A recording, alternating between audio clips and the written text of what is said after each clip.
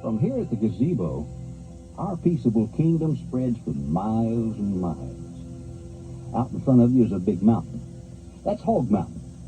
Doesn't look it, but it's 5, maybe 6 miles away. 3 or 4 miles the other side of it, there's a little town called Florence. It's been there a long time, about 150 years.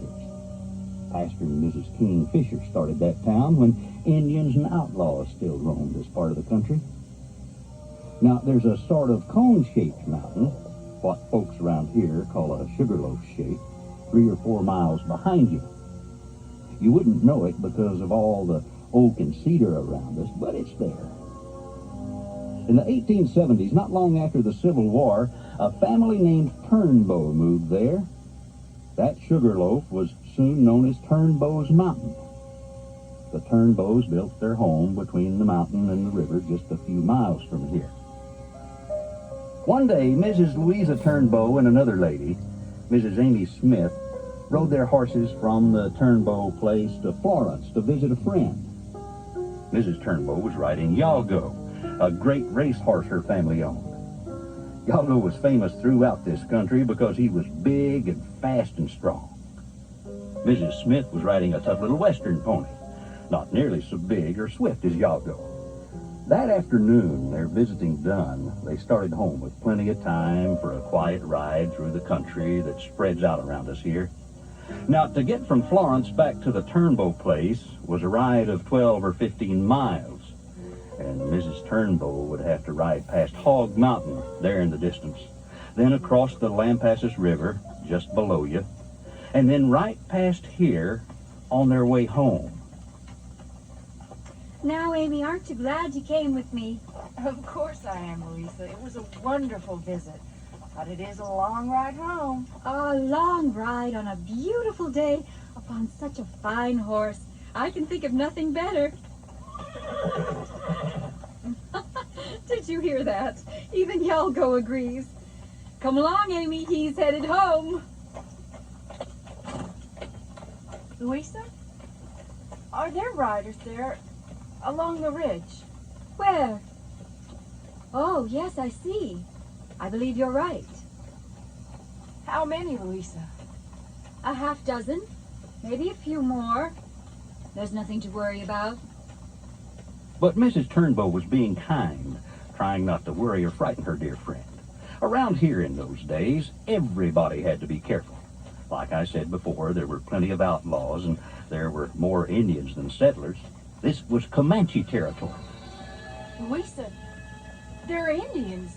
Are they? Comanches. All this land, all you see around you, the Comanches thought of as their own. And in a way, they were right. Other Indians had lived here, hunted, fished, roamed for hundreds of years before the Comanches and the settlers came.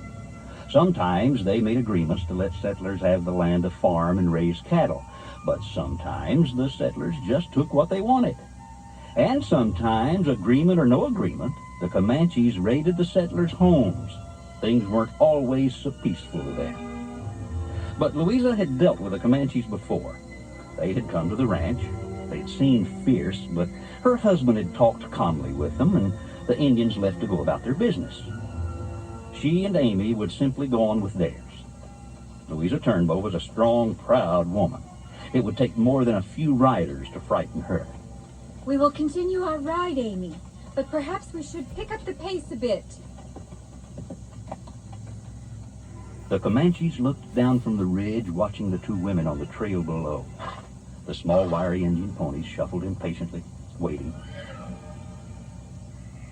The Indians started down the hill. At first they moved slowly, following the women from a distance. Then they picked up the pace. Louisa looked back. Louisa, they're coming. They're coming after us. You mustn't be afraid, Amy. We're far ahead of them. Well, not far enough. We must run. Louisa knew Amy's little horse would never outrun the Indian ponies, but she knew her own great horse, Yalgo. She knew his strength and his heart. He was their only hope. Amy, we're going to stop. No, we must. Yes, we're going to stop. You must mount up behind me. Yalgo can outrun any Indian pony. He's the fastest horse within 100 miles. But he cannot carry us both. I must run. Yeah, go horse. Yeah. Amy's horse leapt ahead. Louisa watched, helpless as her friend rode away. Beneath her, Yalgo trembled, sensing the danger. Every muscle was tense, prepared for whatever he would have to do. Still, he waited for a command. And suddenly... Go, Yalgo! Go! Take us home! With a mighty burst of strength and speed, the great horse leapt forward like a bird coming off the ground, like an arrow shot from a bow. He was at full gallop. Never had Louisa felt him run like this. She could feel his power, his great legs reaching out, covering the ground in huge lengths. She saw Amy off to her side.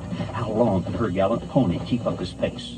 Far behind the women, the band of Comanches saw the two women speed ahead. They buried their heels into the flanks of their own ponies, sure that no horse could outrun them.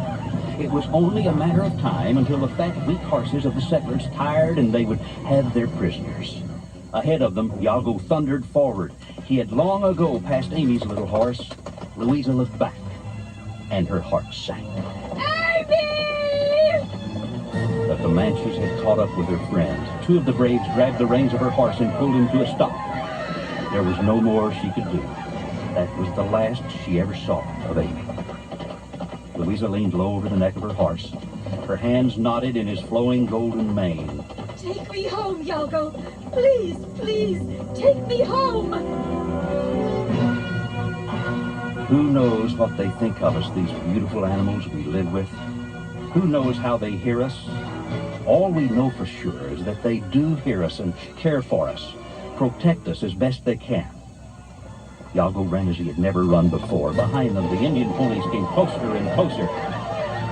Yalgo stretched out, his hooves pounding over the hard rock along the river's edge. Suddenly, they were at Lovelady Crossing, the only shallow spot within miles. Louisa, frozen with fear, did not give him the signal to turn. But turn he did. Knowing this was their only hope, he plunged across the shallows. Listen, they're near us. Thundering along down below. Now they're just yards away, crossing Centennial Creek. The Comanches are close behind, crossing the river and the creek. Louisa felt the river, the creek, the fresh earth of her own ranch. She knew they were going home. And she also knew that this was the most important part of this terrible race for her life. Dear Lord, give all your strength, all your hope to my great horse. Then, as weary as he was, Yalgo found a new burst of speed. His legs grew firmer, reached farther. His heart grew stronger. His breath was steady. His eyes clear. Yalgo was running for his life and for Louisa's. Andrew Turnbow was at home that day, working in the barnyard. He never remembered what made him look up, but when he did, he saw far toward the river his great golden horse Yalgo running for dear life. He could barely make out the form of his wife, his beloved Louisa, holding onto the saddle horn. A cold fear gripped his heart because he also saw the band of Comanches behind her.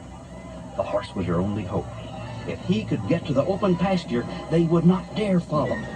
Somehow Louisa knew this too. Her voice was no more than a whisper. A little further, Yalgo. Only a little further.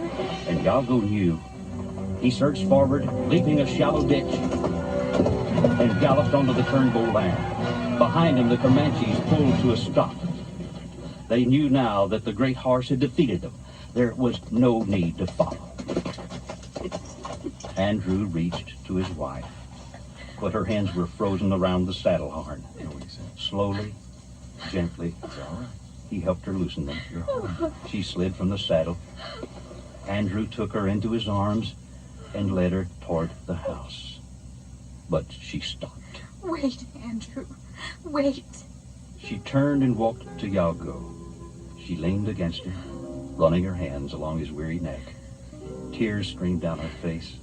Tears of joy, tears of thanks, tears of sadness for her friend Amy.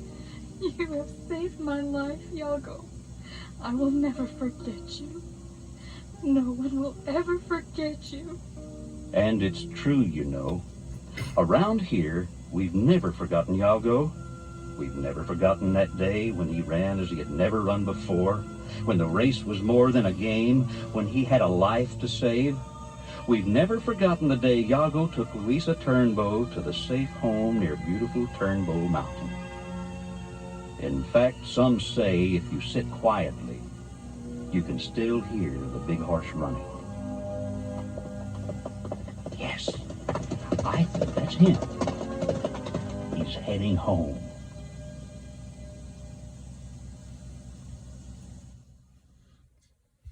Well, that's the story. This is Brent Whitus. My grandmother's maiden name was Turnbow, and the best we can tell, that was my grandmother's grandmother. Today's December 15th, 2022. That's the story.